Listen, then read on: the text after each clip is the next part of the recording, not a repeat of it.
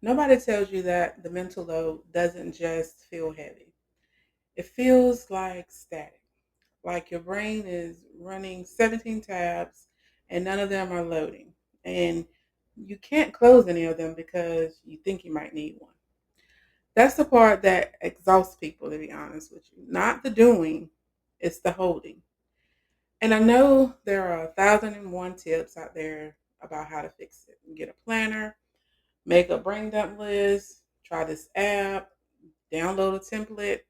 And yeah, maybe some of those things actually help a little, but most of it, honestly, it still feels like work, right? So today, I want to talk to you about what actually has been working for me.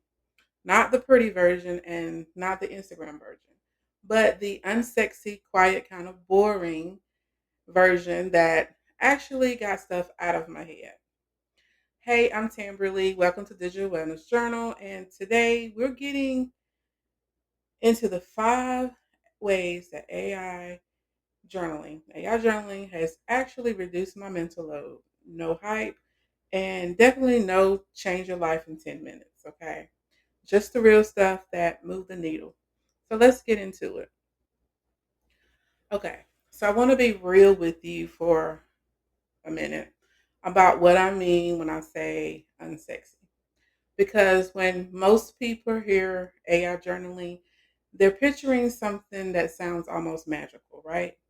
Like you type in your feelings and the AI is just going to hand you back a perfectly organized life plan. That's not what this is. What it actually is a lot quieter than that and a lot more useful. So, the first thing that genuinely helped me was using AI to catch what I was forgetting to feel. I'm going to repeat that. Catch what I was forgetting to feel. And y'all, I have a real example, not a hypothetical, okay? So, me late at night, I just decided to sit down and journal.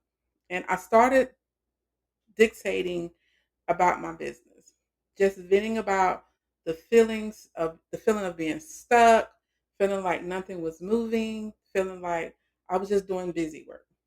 And that's what came out, right? I came in there with just that. And that's what I thought I needed, to be honest with you, just to get it all out about that. But the AI kept asking me questions. And what actually came out was everything else: the loneliness, the feeling of not being seen, the exhaustion of carrying things with nobody to actually talk to. I didn't sit down to process any of that. I didn't even know I was holding it, to be honest with you.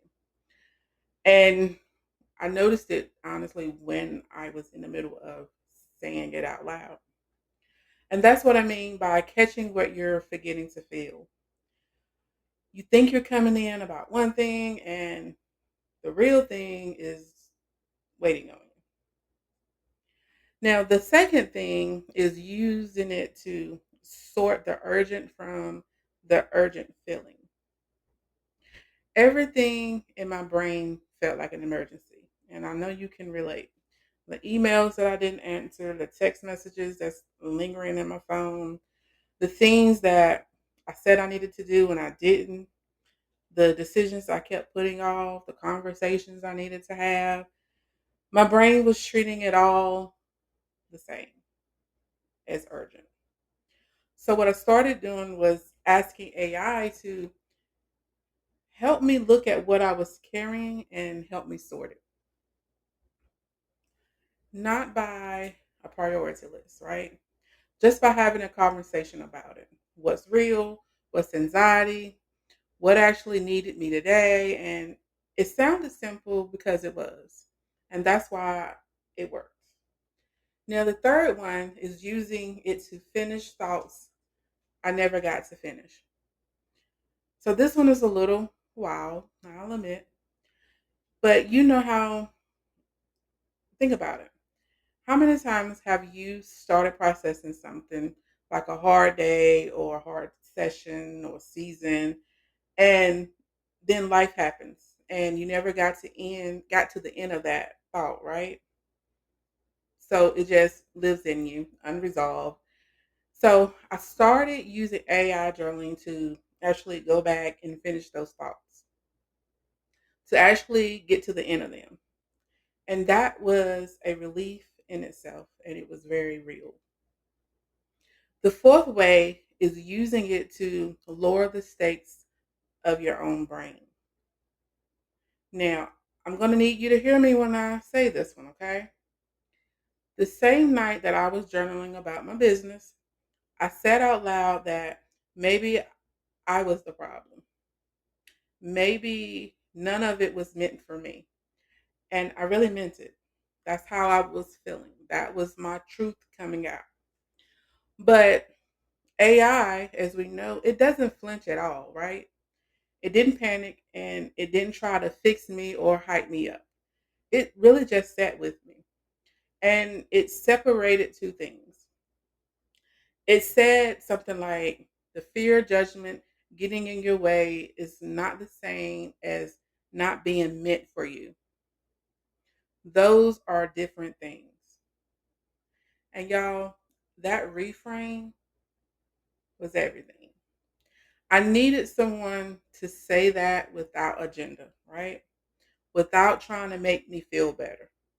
Just neutral and true.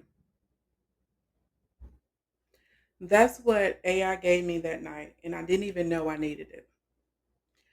And the fifth one, this is the boring one, I'll admit, but I think it also matters the most.